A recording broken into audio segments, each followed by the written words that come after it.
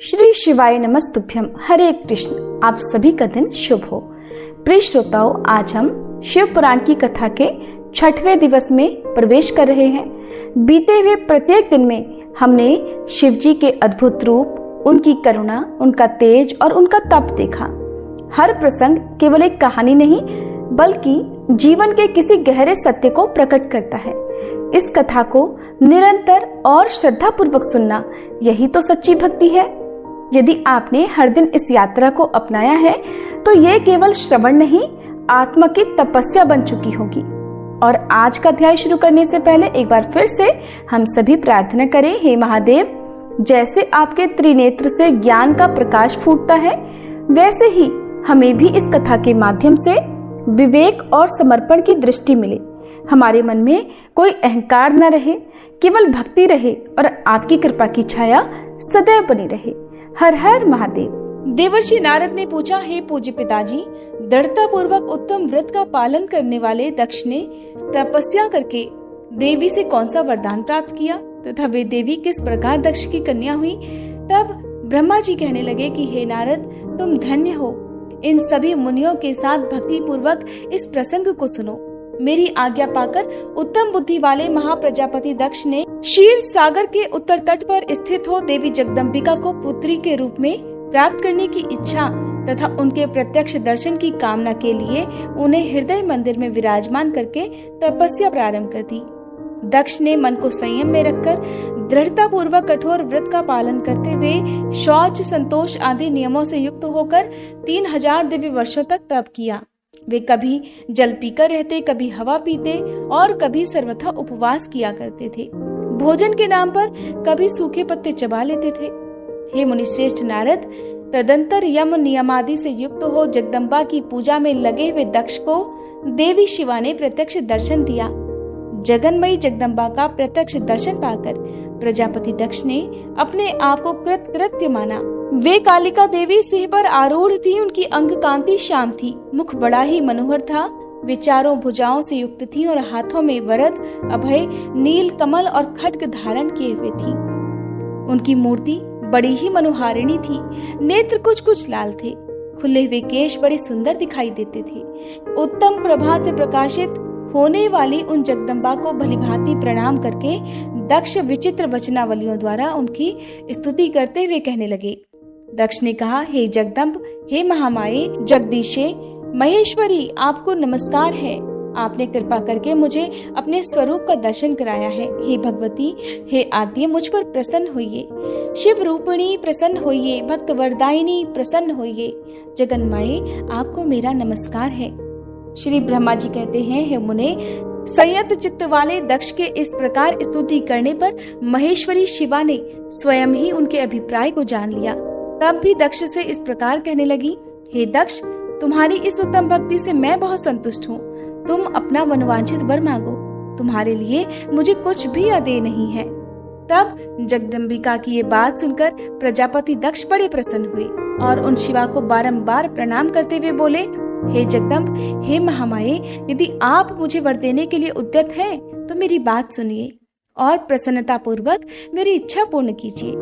मेरे स्वामी जो भगवान शिव है, वे रुद्र नाम धारण करके ब्रह्मा जी के पुत्र रूप से अवतीर्ण हुए हैं। वे परमात्मा शिव के पूर्णावतार हैं, परंतु आपका कोई अवतार नहीं हुआ। फिर उनकी पत्नी कौन होगी? अतः हे शिवे, आप भूतल पर अवतीर्ण होकर उन महेश्वर को अपने रूप लावण्य से मोहित कीजिए। देवी, आपके सिवा दूसरी कोई स्त्री रुद्रदेव को कभी मोहित नहीं कर सकती। इसलिए आप मेरी पुत्री होकर इस समय महादेव जी की पत्नी होइए।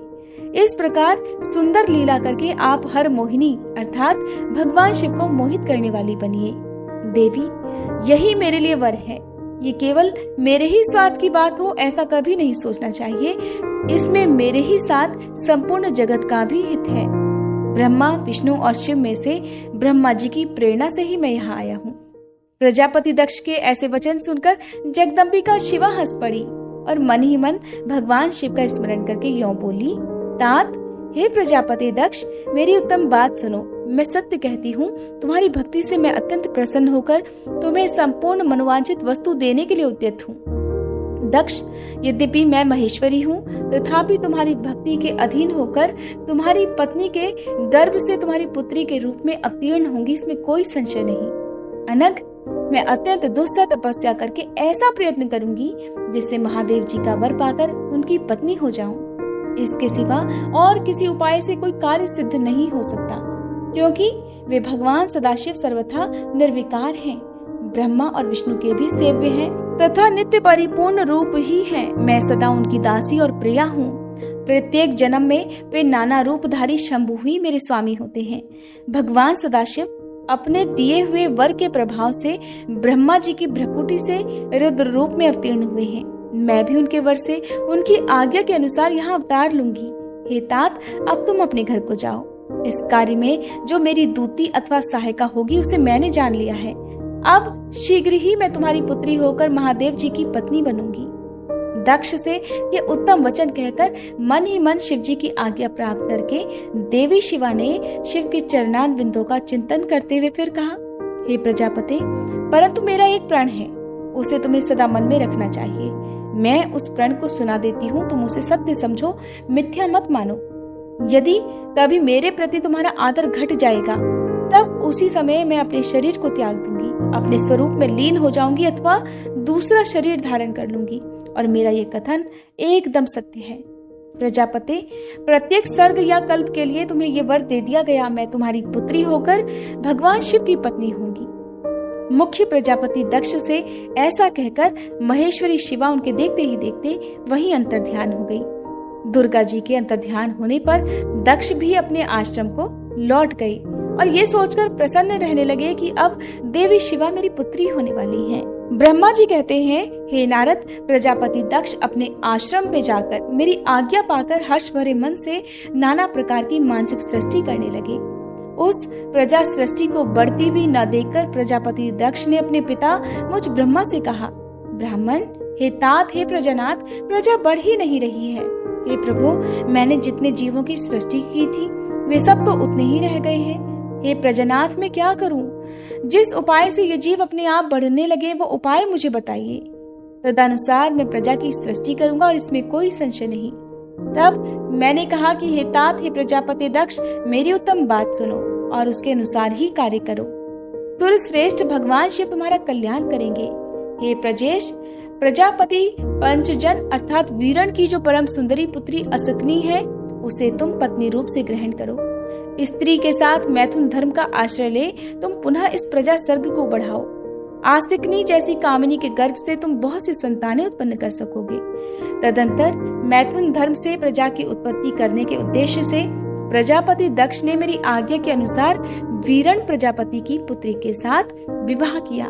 अपनी पत्नी वीरणी के गर्भ से प्रजापति दक्ष ने 10,000 पुत्र उत्पन्न किए जो हर्यश्व कहलाए। हे मुने, वे सब के सब पुत्र समान धर्म का आचरण करने वाले हुए।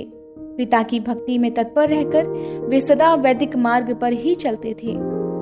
एक समय पिता ने उन्हें प्रजा की सृष्टि करने का आदेश दिया।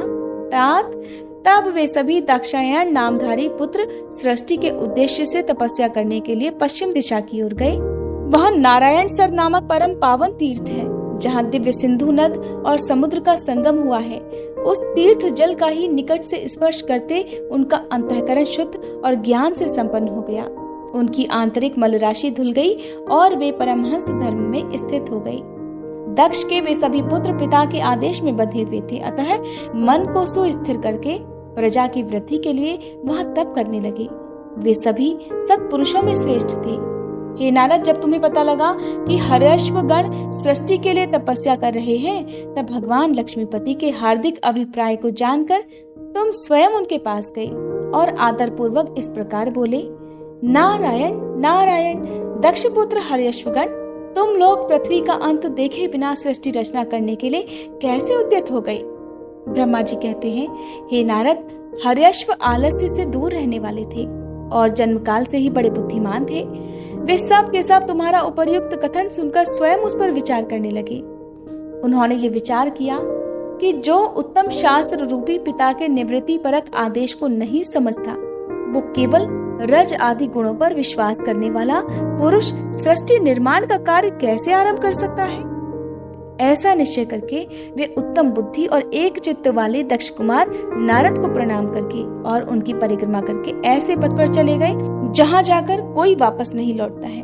नारद, तुम भगवान शंकर के मन हो और मुने, तुम समस्त लोकों में अकेले विचरा करते हो।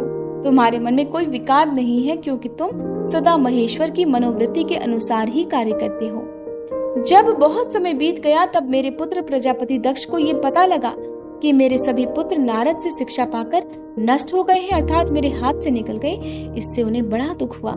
वे बार बार कहने लगे, उत्तम संतानों का पिता होना शोक का ही स्थान है, क्योंकि श्रेष्ठ पुत्रों के बिछड़ जाने से पिता को बड़ा कष्ट होता है। शिव जी की माया से मोहित होने से दक्ष को पुत्र वियोग के कारण बहुत शोक होने लगा। तब मैंने आकर अपने पुत्र दक्ष को बड़े प्रेम से समझाया और सांत्वना दी। देव का विधान प्रबल होता है इत्यादि बातें बताकर उनके मन को शांत किया।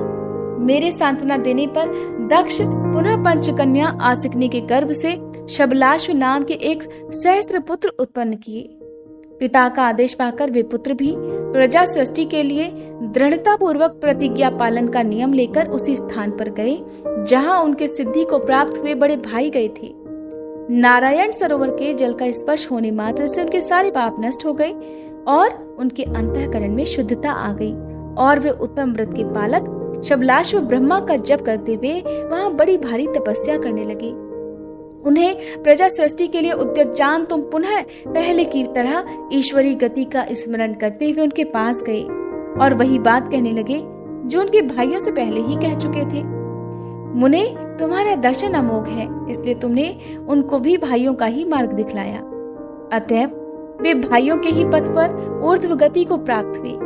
उसी समय प्रजापति दक्ष को बहुत से उत्पात दिखाई दिए। इससे मेरे पुत्र दक्ष को बड़ा विस्मय हुआ और वे मन ही मन बहुत दुखी हुए। फिर उन्होंने पूर्ववत तुम्हारी ही करतूत से अपने पुत्रों का नाश हुआ सुना। इससे उन्हें बड़ा आश्चर्य हुआ। वे पुत्र शोक से मूर्छित होकर अत्यंत कष्ट का अनुभव करने लगे। फिर दक्ष ने तुम पर बड़ा क्रोध किया और कहने लगे, ये नारद बड़ा दुष्ट है। दैववश उसी समय तुम दक्ष पर अनुग्रह करने के लिए वहां आ पहुंचे। तुम्हें देखते ही शोकावेश से युक्त हुए दक्ष के ओठ रोष से फड़कने लगे। तुम्हें सामने पाकर वे धिक्कारने और निंदा करने लगे। दक्ष कहने लगे, ओ नीच, तुमने ये क्या किया?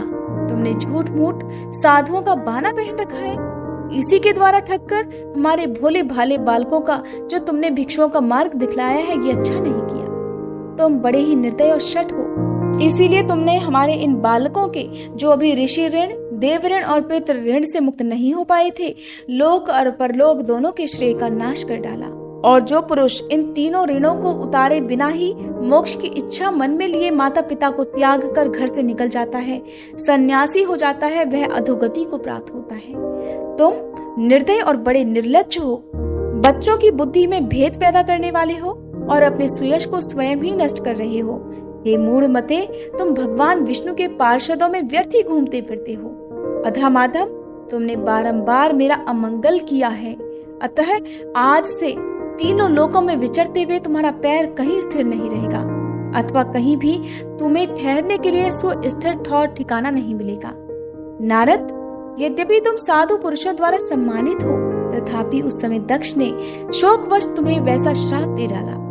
वे ईश्वर की इच्छा को समझ ही नहीं सके। शिव जी की माया ने उन्हें अत्यंत मोहित कर दिया था। हे मुने, तुमने उस शाप को चुपचाप ग्रहण कर लिया और अपने चित्त में विकार तक नहीं आने दिया। यही तो ब्रह्म भाव है। ईश्वर कोटि के महात्मा पुरुष स्वयं शाप को मिटा देने में समर्थ होने पर भी उसे सह लेते हैं। श्री ब्रह्मा जी कहते हैं, हे देवर्षि, इसी समय दक्ष के इस बर्ताव को जानकर मैं भी वहां आ पहुंचा और पूर्ववत उन्हें शांत करने के लिए सांत्वना देने लगा। तुम्हारी प्रसन्नता को बढ़ाते हुए मैंने दक्ष के साथ तुम्हारा सुंदर स्नेहपूर्ण संबंध स्थापित कराया। तुम मेरे पुत्र हो, मुनियों में श्रेष्ठ और संपूर्ण देवताओं के प्रिय हो, अतः बड़े प्रेम से तुम्हें आश्वासन देकर मैं फिर से अपने स्थान पर आ गया। तदंतर प्रजापति दक्ष ने मेरी अनुनय के अनुसार अपनी पत्नी के गर्भ से 60 सुंदर कन्याओं को जन्म दिया और आलस्य रहित होकर धर्म आदि के साथ उन सभी का विवाह कर दिया। हे मुनीश्वर, मैं उसी प्रसंग को बड़े प्रेम से कह रहा हूँ, तुम सुनो। हे मुने, दक्ष ने अपनी 10 कन्याएं विधि पूर्वक धर्म को ब्याह दी। 13 कन्याएं कश्यप मुनि को दे दी और 27 कन्याओं का विवाह उन्होंने चंद्रमा के साथ कर दिया। भूत या बहुपुत्र अंगिरा तथा कृशास्व को उन्होंने 2-2 कन्याएं दी और शेष 4 कन्याओं का विवाह तार्क्ष अर्थात अरिस्टनेमी के साथ कर दिया। इन सब की संतान परंपराओं से तीनों लोक भरे पड़े हैं, अतः विस्तार भय से उनका वर्णन नहीं किया जाता। कुछ लोग शिवा या सती को दक्ष की ज्येष्ठ पुत्री बताते हैं, दूसरे लोग उन्हें मझली पुत्री मानते हैं, तो कुछ लोग अन्य सबसे छोटी पुत्री मानते हैं। कल्प भेद से ये तीनों मत ठीक हैं। पुत्र और पुत्रियों की उत्पत्ति के पश्चात पत्नी सहित प्रजापति दक्ष ने बड़े प्रेम से मन ही मन जगदम्बिका का ध्यान किया, साथ ही गदगद वाणी से प्रेम पूर्वक उनकी स्तुति भी की। बारंबार अंजलि बांधकर नमस्कार करते हुए वे विनीत भाव से देवी को मस्तक झुकाते थे। इससे देवी शिवा संतुष्ट हुई और उन्होंने अपने प्रण की पूर्ति के लिए मन ही मन विचार किया कि अब मैं वीरिणी के गर्भ से अवतार लूं। ऐसा विचार कर वे जगदम्बा दक्ष के हृदय में निवास करने लगी। हे मुनि श्रेष्ठ, उस समय दक्ष की बड़ी शोभा होने लगी। फिर उत्तम मुहूर्त देखकर दक्ष ने अपनी पत्नी में प्रसन्नता पूर्वक गर्भाधान किया। तब दयालु शिवा दक्ष पत्नी के चित्त में निवास करने लगी। उनमें गर्भधारण के सभी चिन्ह प्रकट हो गए। हे तात, उस अवस्था में वीरिणी की शोभा भी बढ़ गई और उसके चित्त में अधिक हर्ष छा गया। भगवती शिवा के निवास के प्रभाव से वीरिणी महामंगल रूपिणी हो गई। दक्ष ने अपने कुल संप्रदाय, वेद ज्ञान और हार्दिक उत्साह के अनुसार बड़ी प्रसन्नता के साथ पुंसवन आदि संस्कार संबंधी श्रेष्ठ क्रियाएं संपन्न की। उन कर्मों के अनुष्ठान के समय महान उत्सव हुआ। प्रजापति ने ब्राह्मणों को उनकी इच्छा के अनुसार धन दिया। उस अवसर पर वीरिणी के गर्भ में देवी का निवास हुआ जानकर श्री विष्णु आदि सभी देवताओं को बड़ी प्रसन्नता हुई। उन सब ने वहां आकर जगदम्बा का स्तवन किया और समस्त लोगों का उपकार करने वाली देवी शिवा को बारंबार प्रणाम किया। ये सब देवता प्रसन्नचित हो दक्ष प्रजापति तथा वीरिणी की भूरी भूरी प्रशंसा करके अपने अपने स्थान को लौट गए। हे नारद, जब 9 महीने बीत गए तब लौकिक गति का निर्वाह कराकर 10वें महीने के पूर्ण होने पर चंद्रमा आदि ग्रहों तथा ताराओं की अनुकूलता से युक्त सुखद मुहूर्त में देवी शिवा शीघ्र ही अपनी माता के सामने प्रकट हुई। उनके अवतार लेते ही प्रजापति दक्ष बड़े प्रसन्न हुए और उन्हें महान तेज से दैदीप्यमान देखकर उनके मन में ये विश्वास हो गया कि साक्षात वे शिवा देवी ही मेरी पुत्री के रूप में प्रकट हुई हैं। उसी समय आकाश से फूलों की वर्षा होने लगी, मेघ जल बरसाने लगे। हे मुनीश्वर, सती के जन्म लेते ही संपूर्ण दिशाओं में तत्काल शांति छा गई। देवतागण आकाश में खड़े होकर मांगलिक बाजे बजाने लगे। अग्निशालाओं की बुझी हुई अग्नियां सहसा प्रज्वलित हो उठी और सब कुछ परम मंगलमय हो गया।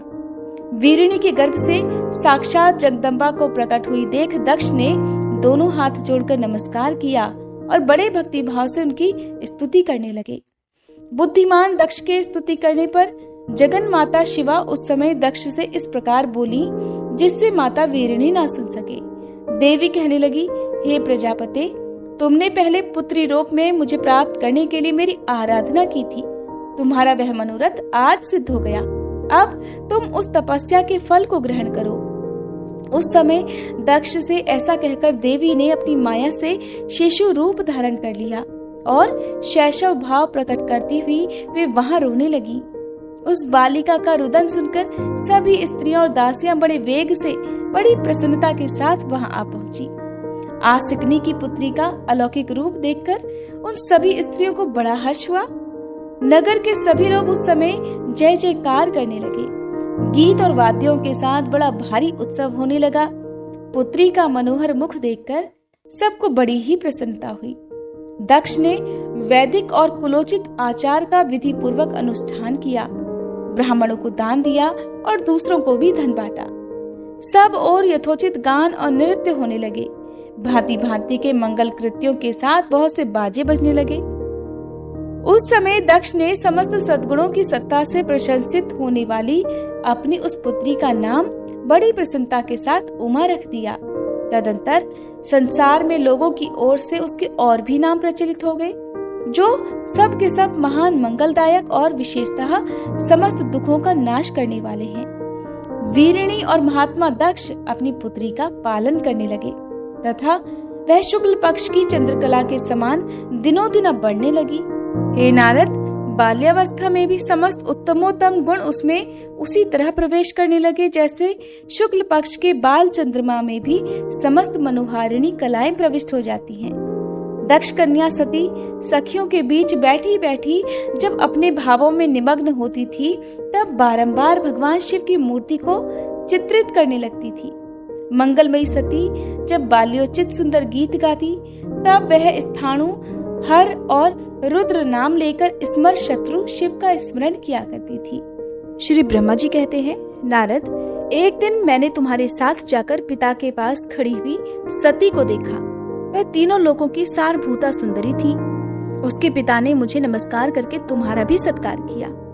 ये देखकर लोक लीला का अनुसरण करने वाली सती ने भक्ति और प्रसन्नता के साथ मुझको और तुम्हें भी प्रणाम किया। नारद, इसके बाद सती की ओर देखते हुए हम और तुम दक्ष के दिए हुए शुभ आसन पर बैठ गए।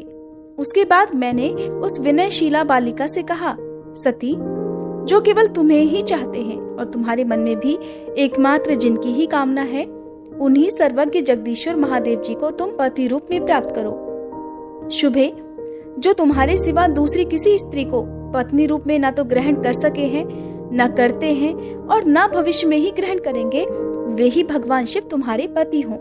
वे तुम्हारे ही योग्य हैं, किसी दूसरे के नहीं। नारद, सती से ऐसा कहकर मैं प्रजापति दक्ष के घर में देर तक ठहरा रहा।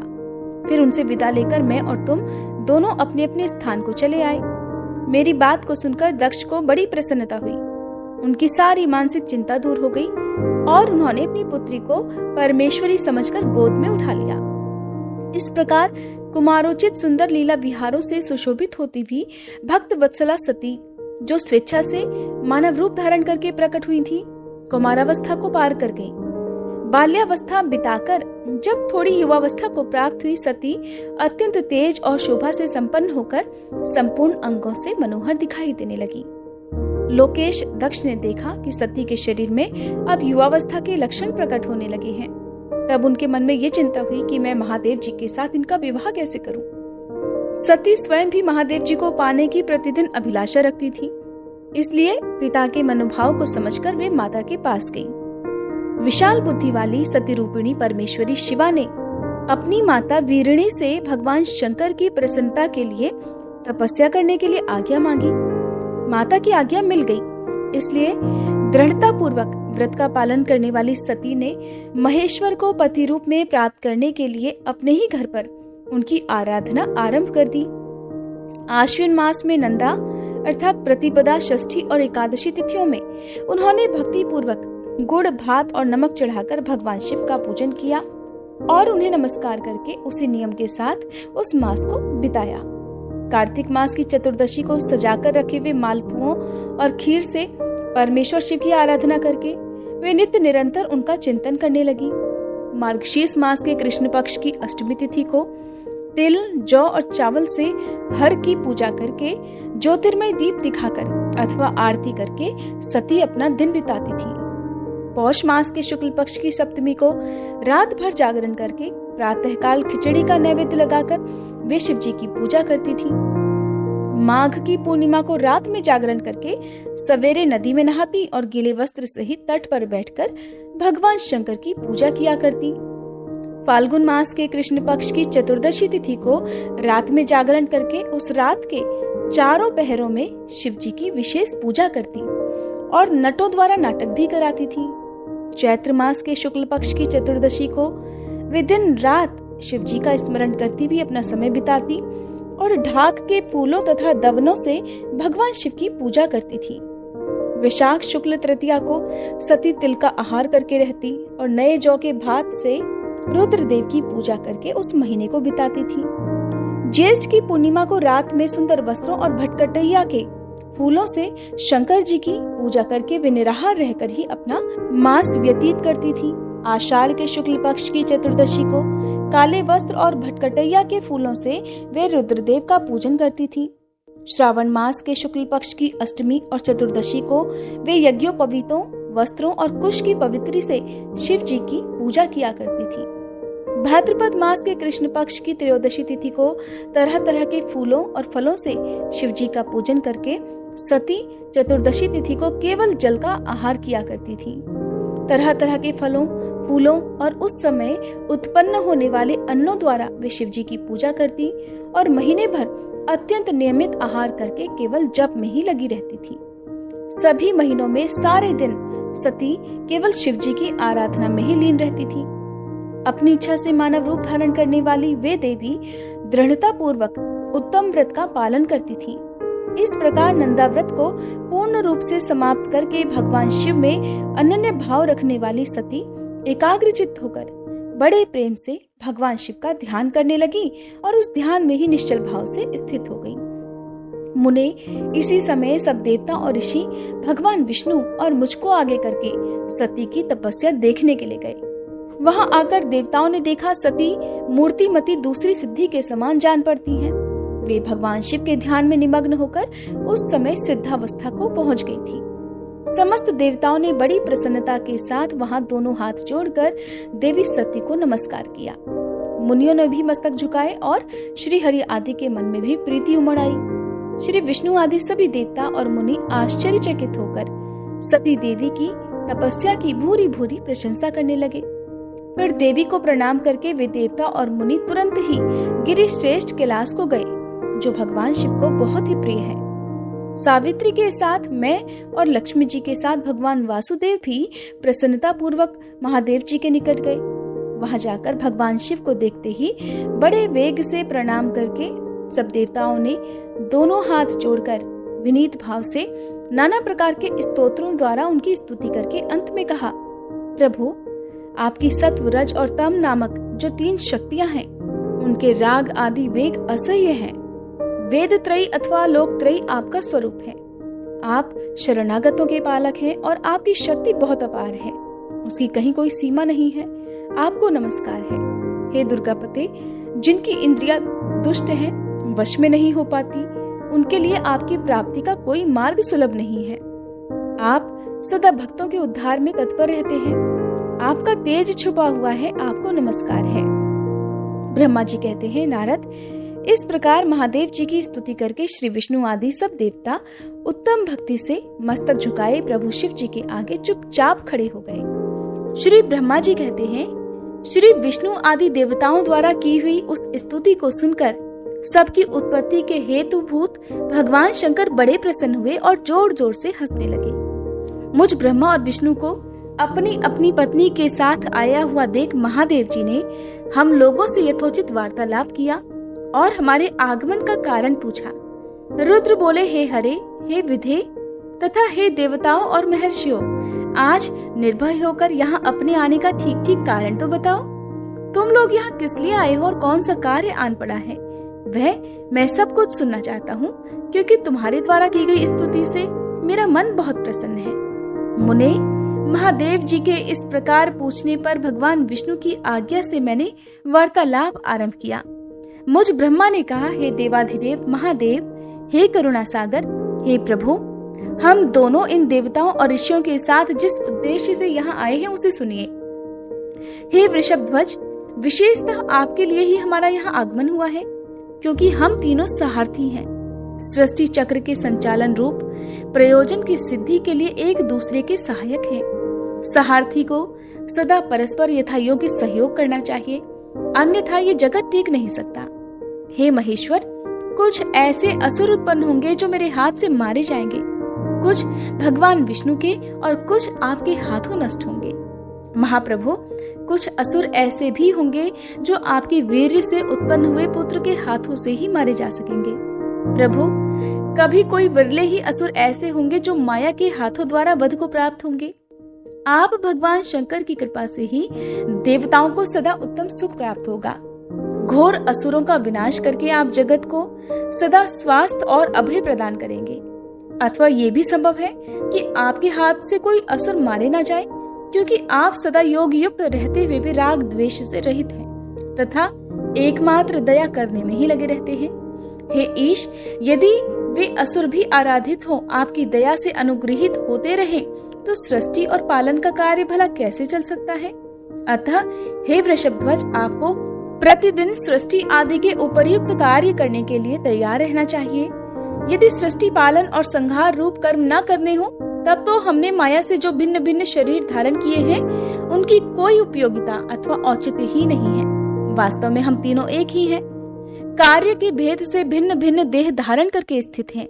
यदि कार्य भेद न सिद्ध हो, तब तो हमारे रूप भेद का कोई प्रयोजन ही नहीं है।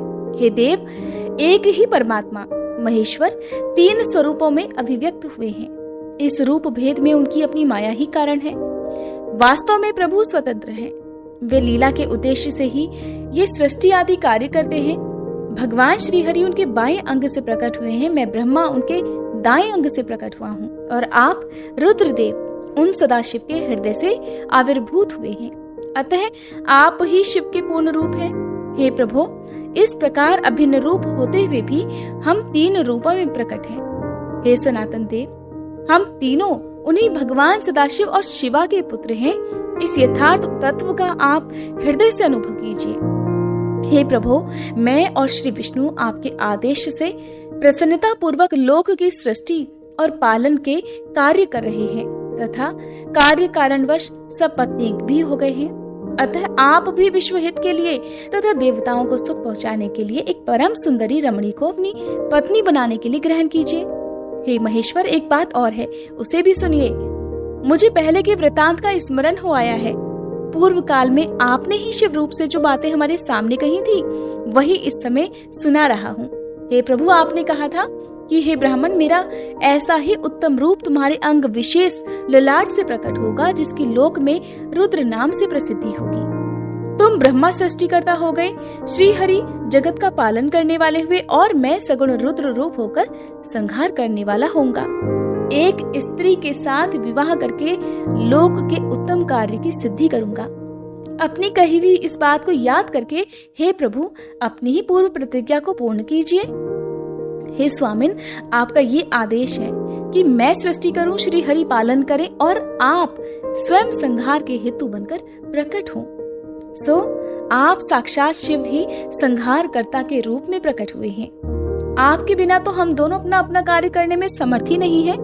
हे प्रभु, हे भगवान, अतः आप एक ऐसी कामिनी को स्वीकार कीजिए जो लोक हित के कार्य में तत्पर रहे।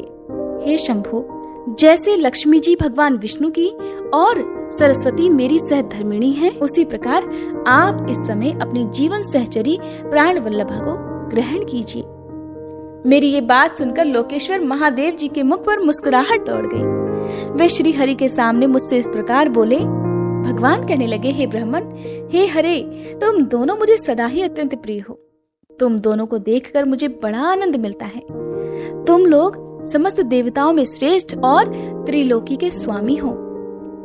लोकहित के कार्य में मन लगाए रखकर तुम दोनों का वचन मेरी दृष्टि में अत्यंत गौरवपूर्ण है, किंतु हे सुरश्रेष्ठ गण, मेरे लिए विवाह करना उचित नहीं होगा, क्योंकि मैं तपस्या में संलग्न रहकर सदा संसार से विरक्त ही रहता हूँ, और योगी के रूप में तो मेरी प्रसिद्धि है।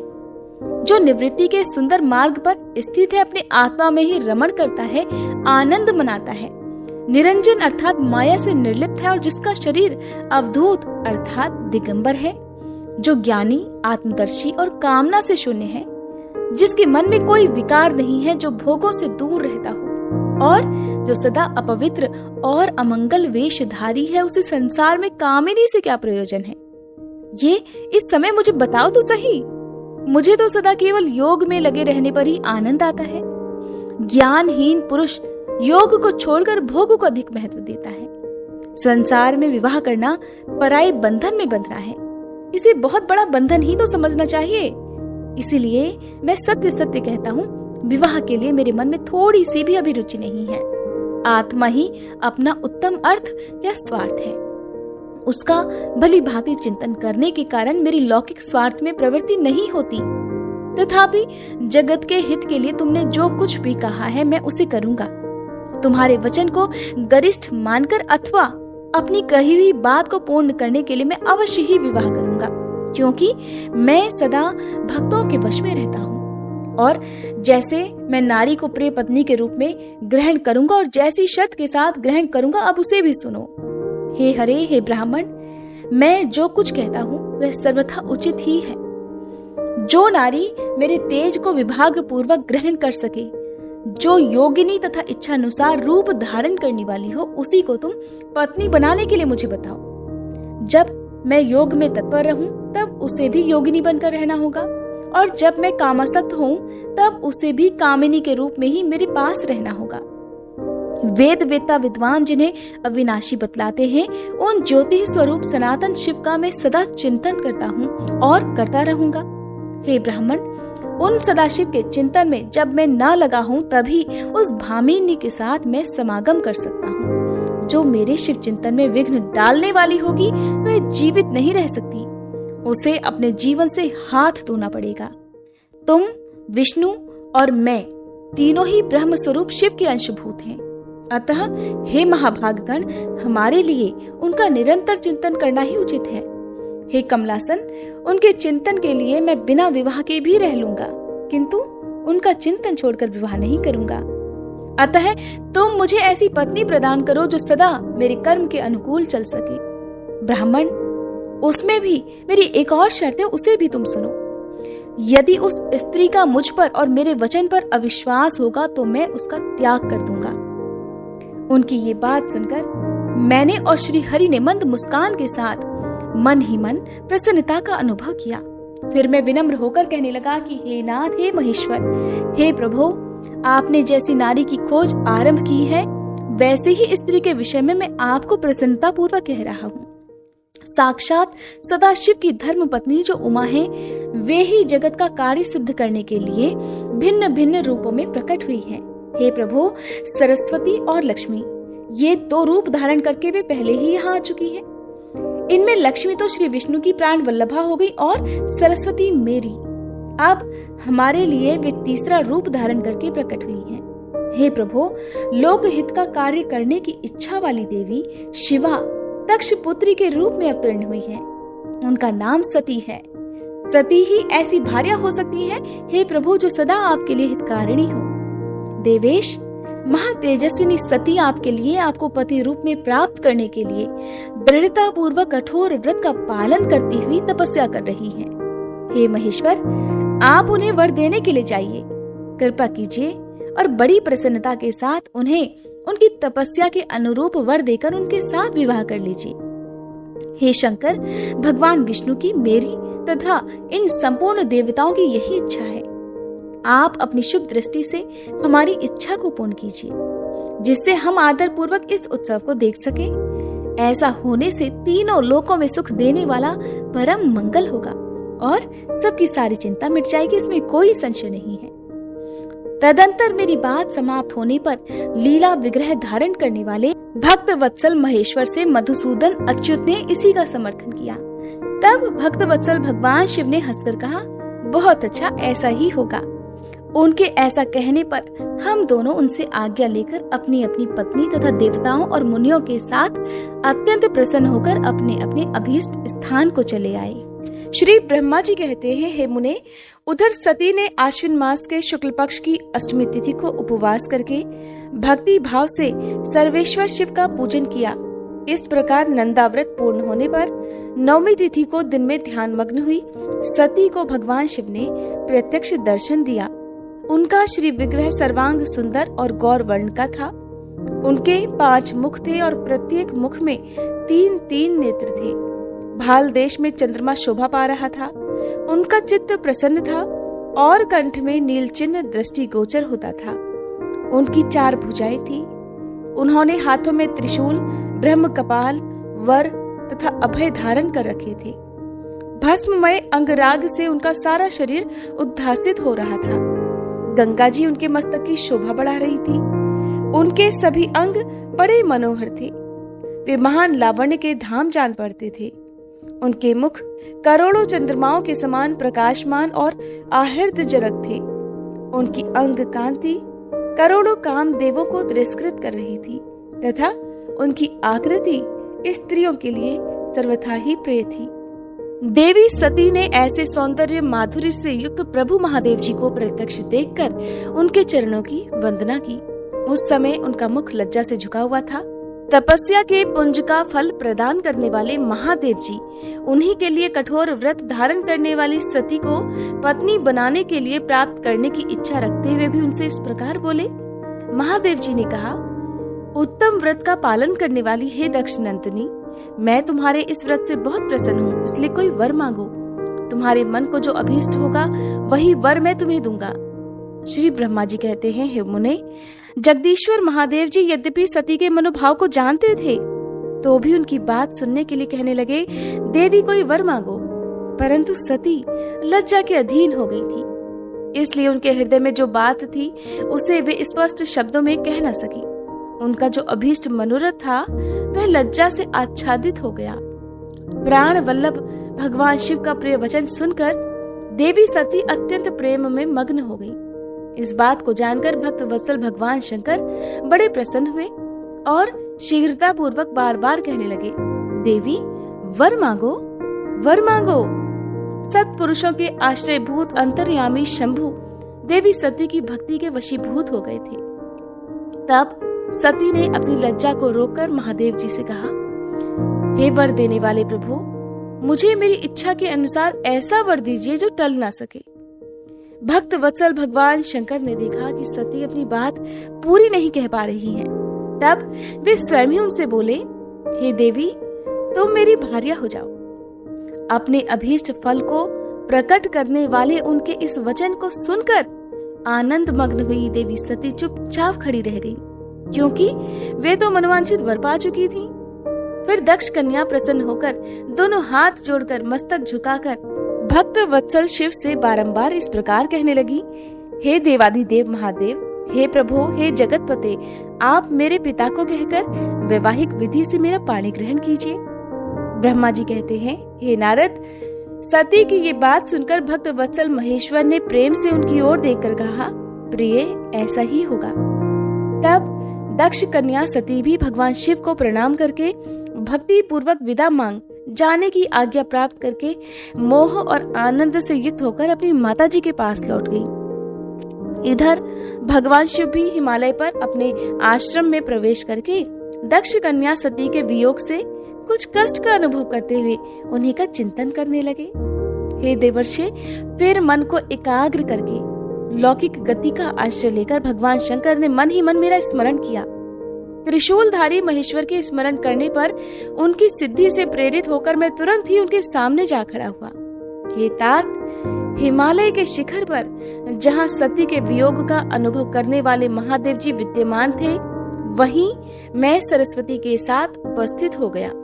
हे देवर्षि, सरस्वती सहित मुझे आया देखकर देवी सती के प्रेम पाश में बंधे हुए शिवजी उत्सुकता पूर्वक इस प्रकार बोले, हे ब्राह्मण, मैं जब से विवाह के कार्य में स्वार्थ बुद्धि कर बैठा हूँ, तब से अब मुझे इस स्वार्थ में ही स्वत्व सा प्रतीत होने लगा है। दक्ष कन्या सती ने बड़ी भक्ति से मेरी आराधना की है। उसके नंदाव्रत के प्रभाव से मैंने उसे अभीष्ट वर देने की घोषणा की है। हे ब्राह्मण, तब उसने मुझसे ये वर मांगा कि आप मेरे पति हो जाइए। ये सुनकर सर्वथा संतुष्ट होकर मैंने भी कह दिया कि तुम मेरी पत्नी हो जाओ। तब दाक्षायणी सती मुझसे इस प्रकार बोली कि हे जगतपते, आप मेरे पिता को सूचित करके वैवाहिक विधि से मुझे ग्रहण कीजिए। हे ब्राह्मण, उसकी भक्ति से संतोष होने के कारण मैंने उसका वह अनुरोध भी स्वीकार कर लिया। विधाता, तब सती अपनी माता के घर चली गई और मैं यहाँ चला आया। इसलिए अब तुम मेरी आज्ञा से दक्ष के घर जाओ और ऐसा यत्न करो जिससे प्रजापति दक्ष शीघ्र ही मुझे अपनी कन्या का दान कर दे।